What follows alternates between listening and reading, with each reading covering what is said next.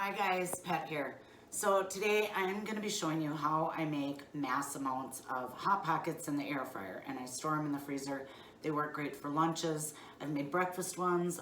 They're great for camping or just for a snack. So the possibilities of these are absolutely endless. You can put just about anything in them that you want to fill them with. If you're gonna store them for long term, I would vacuum seal them. Otherwise, just put them in a freezer Ziploc bag and you're good to go. So what you wanna do is just roll out your plain, cheapest white bread that you can get. Honestly works the best. You can either just tear the top crust off of it, or I'll show you what I do. But I usually, if I'm doing a lot of these, I'll roll out like a whole loaf. This is a whole loaf right in here. It's already flattened. So just move it over to your workspace. You want to use a couple different ones because this egg wash is going to muck it up. So just egg wash your edges. Don't worry about getting too much on there. It's going to just make the crust even crispier. Now, I've used different kinds of cheese. Dry. The shredded cheese ends up getting all over the edges and it's hard to crimp it together. So if you're going to be using like provolone or mozzarella or American or cheddar or whatever, not the liquid, then I would suggest getting slices instead of the shredded. So I've got the cheese on there, and then I'm just filling it with my meat and onion and pepper mix, putting that right in the middle.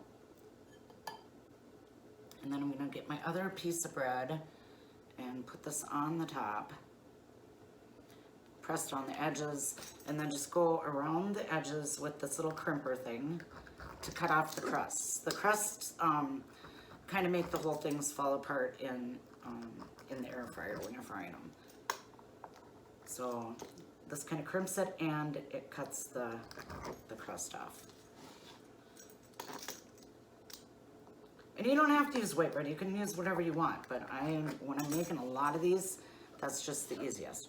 So after you get the crusts cut off, press it down a little bit more. And then I like to take, and I know a lot of you are gonna think this is gross, but it's unbelievable. The canned cheddar cheese, and then I just put some heavy cream in there and I inject it. I probably put about half an ounce of whatever liquid, that's about what fits. Now you're gonna think, because there's a hole in it, that this is gonna leak out in the air fryer. It just doesn't. I don't know why. It's magical. Whoops, I didn't get that side pinched together good enough.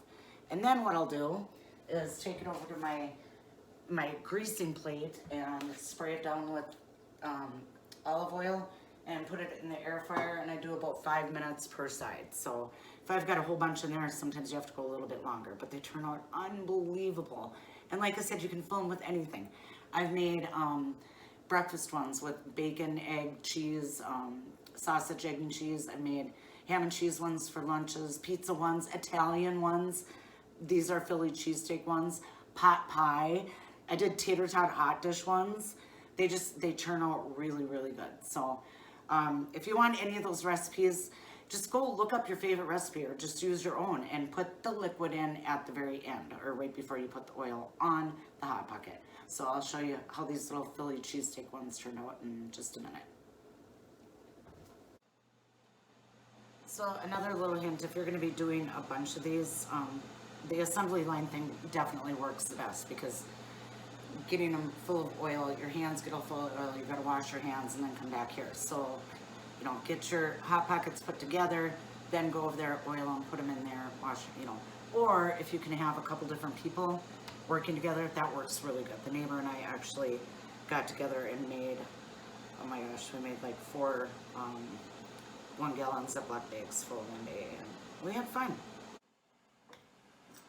So if you don't have one of these little pastry cutter crimper things, I know they make a different one too, but you don't really have that much extra crust to work with those wider ones.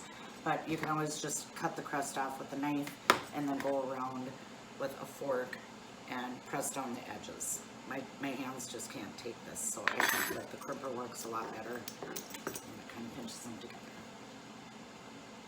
And then you can save your bread crusts for croutons or breading or stuffing or whatever. So you don't have to throw it away.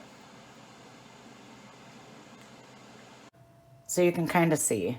I've got 3 on the bottom rack and then 2 on the top rack. I just ran out of mixture, so I'm gonna finish up with the pot pie ones and maybe just show you a little bit on how I do that. All right, let's break into this bad boy. So normally you eat these with your fingers, but they just came out of the air fryer, so they're still really hot. Look at that. Look at how good that looks. Yum.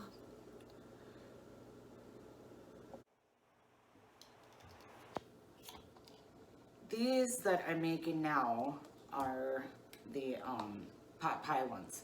And so the only difference is I'm just using brown gravy. And everybody makes their pot pies different. When I make them in the oven, I don't just use gravy. But this works pretty well. So I just have my meat and vegetable mixture in there. So these are beef pot pies. So I just did the roast beef and then mixed in my vegetables and seasoning. And now I'm just injecting the gravy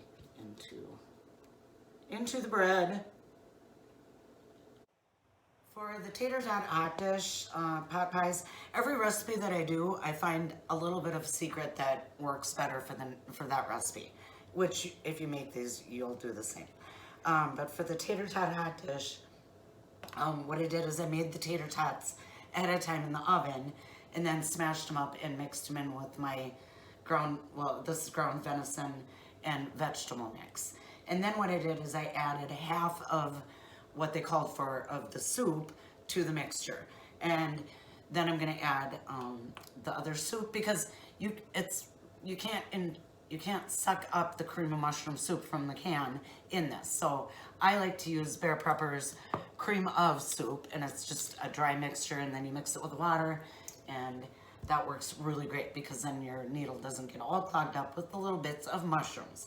But, so the reason that I put half of the soup in the mixture is because otherwise when you're scooping it up, it crumbles and it gets all over the edges of the bread.